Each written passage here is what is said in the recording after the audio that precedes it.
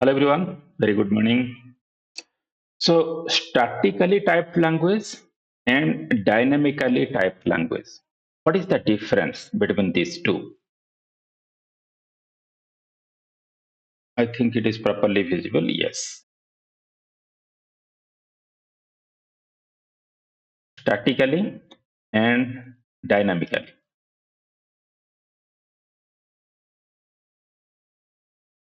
Till now, we are writing in JavaScript. So, is JavaScript a statically typed or dynamically typed? ये समझने के लिए हमें इसका डिफरेंस समझना होगा, राइट?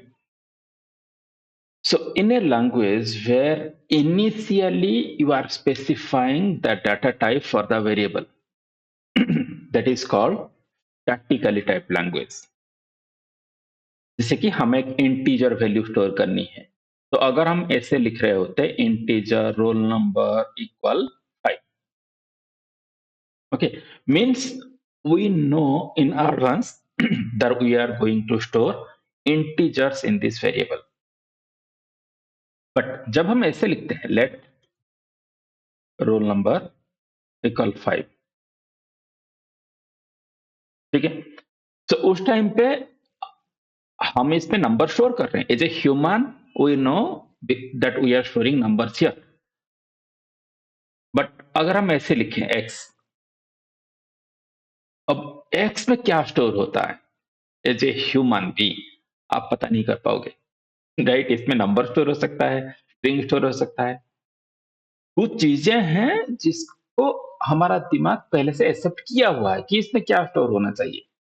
जैसे अगर हम कहते हैं नाम, किसी का भी नाम एक स्ट्रिंग होगा, राइट? कैरेक्टर्स होंगे डेफिनेटली। किसी का रोल नंबर है तो वो डेफिनेटली नंबर्स ही होंगे, हम ऐसे मान के चलते हैं। लेकिन एक एड्रेस है तो उसमें नंबर भी होगा, स्ट्रिंग भी होगा। ओके, अब ये जो हमारा प्रोग्राम है, जो हमारा लैंग्वेज है, उसको कैसे पता होता है? अगर हम पहले से हमने उसको बताया नहीं कि इसमें क्या रहेगा, तो उसको कैसे पता होता है? उसको पता ही नहीं होता है। जैसे हम जावास्क्रिप्ट की बात करें, चलिए कोई भी एक ऑनलाइन जावास्क्रिप्ट कंपाइलर ओपन करते हैं।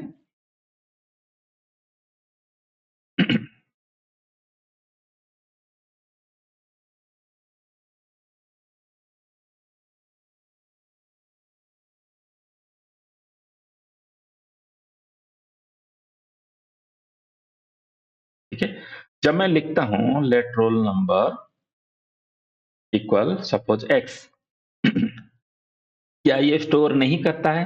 करता है, क्योंकि अभी रोल नंबर में क्या स्टोर होगा ये उसको कैसे पता? क्योंकि हमने उसमें एक्स डाला तो उसने रख लिया। अगर हम एक स्ट्रिंग डालेंगे तो रख लेगा, एक नंबर डालेंगे तो रख लेगा।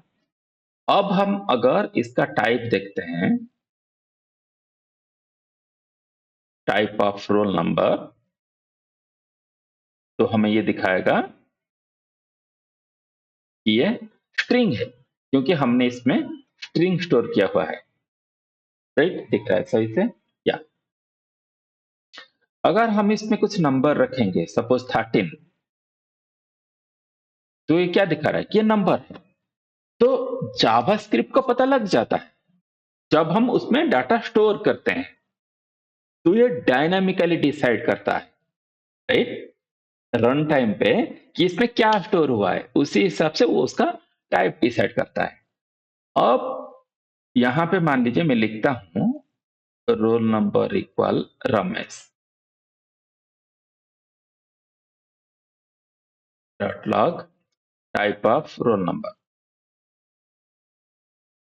तो क्या हो गया? पहले ये नंबर था इस लाइन तक, लेकिन यहां तक आते आते ये स्ट्रिंग बन गया। ओके, सो डायनामिकली ये इसका टाइप चेंज भी करता है, JavaScript has that ability. Okay, but क्या ये हमेशा सही है? ये इसलिए बनाया गया था कि प्रोग्रामर को आसान हो। जब जावास्क्रिप्ट जब पहले बनाया गया, उसको इसलिए बनाया गया था to make the front end interactive, जो फ्रंट एंड है उसको इंटरेक्टिव बनाने के लिए, मतलब कहीं पे बटन में क्लिक कर दिया तो कुछ हो गया, ये सारी चीजें के लिए। लेकिन धीरे-धीरे उसकी जैसे ही पॉपुलैरिटी बढ़ी, अब वो बैकएंड के लिए भी यूज़ हो रहा है और फ्रंट एंड में भी वो बहुत सारी चीज़ें हैं। अब सिर्फ ऐसा नहीं है कि फ्रंट एंड में इंटरैक्टिविटी ही हो रही है। ओके? सो उस टाइम पे हमें ये लगा कि इसमें कुछ दिक्कतें आ रही हैं। दिक्कतें क्या है? आप जैसे यहाँ पर देखिए, रोल नंबर पे पहले हमने नंबर स्टोर किया था, बाद में हमने उसी को रीअसाइन कर दिया स्ट्रिंग में। तो ये पता कब चलेगा? बाद में अगर हम इस पे कुछ कैलकुलेशंस करते हैं, जैसे इसको कर देते हैं इसके मार्क्स, ठीक है? अब सही है। बाद में हम इसका परसेंटेज निकाल रहे हैं। तो हम क्या कर रहे हैं कि हम लिख रहे हैं मार्क्स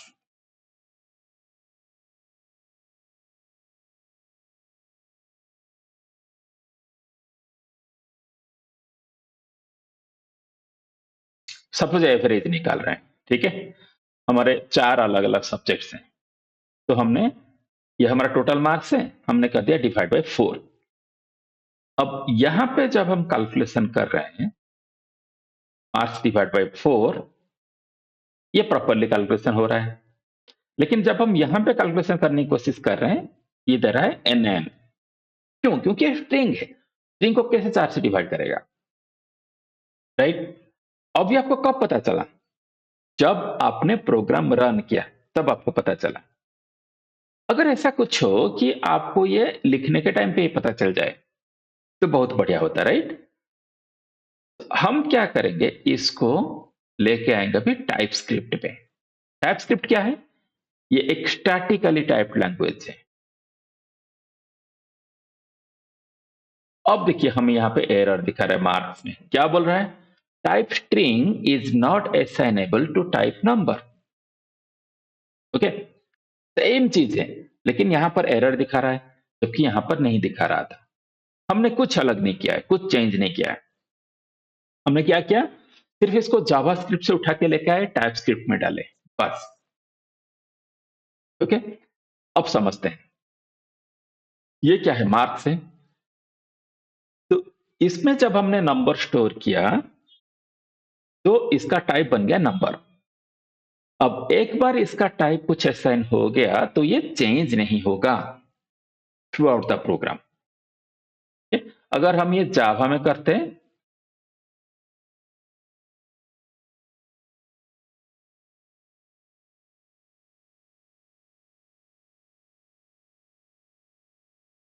ठीक है? अगर ये हम जावा में लिखते हैं, तो हम क्या करते हैं, हम पहले से ही यहाँ पर हम उसी तरह से लिखते हैं। ये हमने क्या ले रखा है? मार्क्स। तो हम लिखते हैं, ये दिख रहा है? हाँ। तो मैं थोड़ा ऊपर लेके चलता हूँ, अब दिख रहा है, राइट? तो हम इस तरह से लिखते, पहले से ही हम उसका डाटा टाइप डिक्लेयर करते कि इसमें हम किस टाइप का डाटा स्टोर करना चाहते हैं। लेकिन जावास्क्रिप्ट और टाइपस्क्रिप्ट में एक वेरिएबल को क्रिएट करने के लिए हम लेट, कॉन्स्ट या var का यूज करते हैं। तो यहां पर हमने यूज किया लेट, दैट्स फाइन। जावास्क्रिप्ट ने क्या किया कि हमने जब उसमें 13 स्टोर किया, when we assigned 13 to marks variable, it declared this marks as an integer type, as a number type, right? Then when we reassign a string value, then it changed its type to string. ये JavaScript ने किया। But TypeScript क्या करेगा? ये change नहीं कराएगा। जब हम रीअसाइन करते हैं, देन ये हमें एरर दिखाएगा कि भाई आपने गलती कर दी। आपने एक नंबर टाइप के वेरिएबल में स्ट्रिंग स्टोर करने की कोशिश कर रहे हो। ओके? ये हमें ये एरर दिखा रहा है। क्लियर? अभी फिर भी आपको कुछ डाउट है इस चीज में? देन आप कमेंट कर लो। कमेंट सेक्शन में। I will try to answer those things. और अगर आपने हमारा डिस्कॉर्ड चैनल अभी तक ज्वाइन नहीं किया है, तो आप हमारा डिस्कॉर्ड चैनल ज्वाइन कर लो। आपको नीचे डिस्क्रिप्शन में भी लिंक मिल जाएगा, और जो टेकक्राफ्ट .nrp.in वेबसाइट है उसमें भी मिल जाएगा। ओके, अच्छा, अब आगे बढ़ते हैं। तो हमको एक छोटा मोटा आइडिया हो गया कि जो स्टैटिकली टाइप्ड लैंग्वेज है उसमें हमें टाइप्स पहले से मेंशन करनी होती है, और जो डायनामिकली टाइप्ड लैंग्वेज है वो हमें पहले से नहीं मेंशन करनी होती है। कंपाइलर इटसेल्फ डिसाइड करता है कि इसका टाइप क्या है। ओके, जिस टाइम पे जो टाइप जरूरत है उसी हिसाब से वो टाइप उसको असाइन कर देता है। अब इसमें दिक्कत क्या है? अगर जावास्क्रिप्ट में सब कुछ सही चल रहा है तो हम फिर टाइप स्क्रिप्ट पे क्यों आना चाहते हैं? या तो अगर हम ऐसे समझे इंटरव्यू प्रोस्पेक्ट से, इंटरव्यू अगर आपको पूछे कि स्टैटिकली टाइप्ड लैंग्वेज में क्या मेरिट्स हैं, क्या प्लस पॉइंट्स हैं जो कि डायनामिकली टाइप्ड लैंग्वेज में नहीं है, तो आप क्या बताओगे? Dynamically typed languages have several drawbacks as compared to statically typed languages, primarily related to error detection, performance, and maintainability as the project grows in size and complexity. Okay, जैसे आपका project बढ़ता जाएगा आपको ये दिक्कत आती जाएगी, क्योंकि यहाँ 4 लाइन है तो आप समझ लोगे। कुछ भी इश्यू हुआ तो डिबग करने के टाइम पे आप इजीली डिबग कर लोगे, लेकिन ये भी मान के चलिए कि 400 लाइन है, 4000 लाइन है, 4 लाख लाइन है, फिर कहाँ ढूंढते फिरोगे? बहुत मुश्किल हो जाएगी। लेकिन यहां ढूंढने की जरूरत ही नहीं है, ये हमें रेड लाइन दिखा रहा है कि कहां पर गलती है। Okay, so the most significant drawback is that type errors in dynamic type languages are typically only found at run time. जब आप प्रोग्राम रन करोगे तब आपको ये दिक्कतें आएगी, जो इश्यूज आएंगे, rather than eight compile time. इसमें हमें क्या हो रहा है? कंपाइल टाइम पे ही एरर दिखा दे रहा है। ओके, सो प्रोडक्शन फेलियर आपके हो सकते हैं, टाइप मिसमैच बग जैसे यहां पर हमने देखा। ओके, आप एक्सपेक्ट कर रहे हो एक नंबर वैल्यू मिले लेकिन आपको नॉन वैल्यू मिला, तो उसके वजह से आपका प्रोग्राम फेल भी हो सकता है। फिर डिबग करने के टाइम पे आपको इश्यूज आ सकते हैं, क्योंकि हमारा प्रोग्राम बहुत बड़ा है, यहाँ तो 4 लाइन का है तो आप डिबग कर लोगे इजीली, राइट? तो जो डेवलपर का टाइम जो प्रोडक्ट राइटिंग कोड राइटिंग में जाना चाहिए था वो डिबग में ही ज्यादा गया। टेस्टिंग के टाइम पे भी इश्यू आ सकता है। तो ये सबको अवॉइड करने के लिए हमें स्टैटिकली टाइप लैंग्वेज फॉलो करना चाहिए, लेकिन क्योंकि हम जावास्क्रिप्ट में ही लिखना चाहते हैं, मान लीजिए आप एक वेब डेवलपर हो जो रिएक्ट का कोड लिखता है, आप एक मोबाइल डेवलपर हो जो रिएक्ट नेटिव में कोड लिखता है, ये हर जगह जावास्क्रिप्ट का यूज हो रहा है। सो जावास्क्रिप्ट को आप अगर एक परफेक्ट तरीके से लिखना चाहते हो, okay, instead of dynamically type language अगर आप इसको स्टैटिकली टाइप लैंग्वेज के हिसाब से लिखना चाहते हो, देन आपको टाइप स्क्रिप्ट में लिखना चाहिए। ओके, सो आगे से हम जावास्क्रिप्ट में भी लिखेंगे, लेकिन कोशिश करेंगे कि जहां जहां पर टाइप्स की जरूरत है हम टाइप्स मेंशन कर देंगे। ओके, अच्छा, टाइप्स कहां जरूरत है? ये सब चीजें धीरे धीरे जैसे हम आगे पढ़ते जाएंगे, ऑब्जेक्ट्स पढ़ेंगे, उस टाइम पे हमें ये सब चीजें जरूरत पड़ेगी तो उस टाइम पे हम बता देंगे। ठीक है, अभी उसको उतना स्ट्रेस नहीं लेते हैं अभी उस पे, लेकिन एक छोटा सा हम यहाँ पे देख लेते हैं कि हमें क्या करना चाहिए एग्जैक्टली। तो अगर यहाँ पे देखो, लेट मार्क्स, देन यहाँ पे कॉलम लिखा गया है और नंबर लिखा गया है। तो इस तरह से हमें लिखना चाहिए। ओके, भले आप ना लिखो, टाइपस्क्रिप्ट को पता है कि आपने नंबर असाइन किया है तो ये नंबर ही है, इसलिए हम नहीं लिख रहे हैं। लेकिन आपको कहां लिखना चाहिए? अगर आप सिर्फ डिक्लेयर कर रहे हो, ओके, हमने सिर्फ डिक्लेयर किया, अभी तक हमने असाइन नहीं किया है, तो टाइपस्क्रिप्ट को कैसे पता चलेगा कि इसमें क्या स्टोर करना चाहिए? नहीं चलेगा, राइट? सो हमें इसको स्पेसिफाई कर देनी चाहिए, टाइप नेम स्ट्रिंग, ठीक है? अब नेम एक हमें नहीं यूज करना चाहिए, okay? So instead of name हम यूज करेंगे स्टूडेंट नेम। अब हमारे पास कोई एरर नहीं है, राइट? अगर आप राइट हैंड साइड में देखो तो इसमें दिखा रहा है कि जावास्क्रिप्ट में हम इसको कैसे लिख सकते हैं। Okay, left hand side we have the TypeScript code and right hand side we have the JavaScript code. Now, if I am writing role equal Ramesh, okay, then it is giving me that error. String is not assignable to type number. Okay.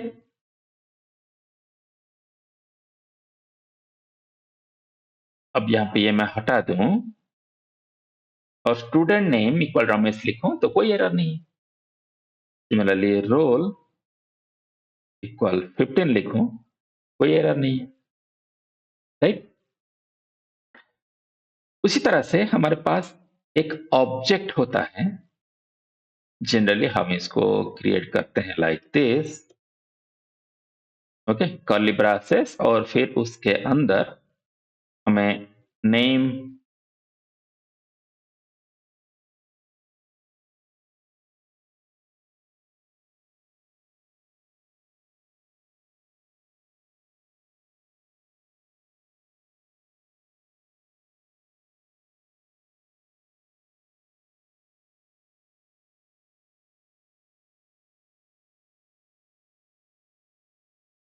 Okay. तो इस तरह से हम एक object create कर सकते हैं जिसमें एक ही डाटा टाइप पे, एक ही वेरिएबल पे हम स्टोर कर रहे हैं नेम, रोल नंबर, उसका एड्रेस, ये सारी चीजें।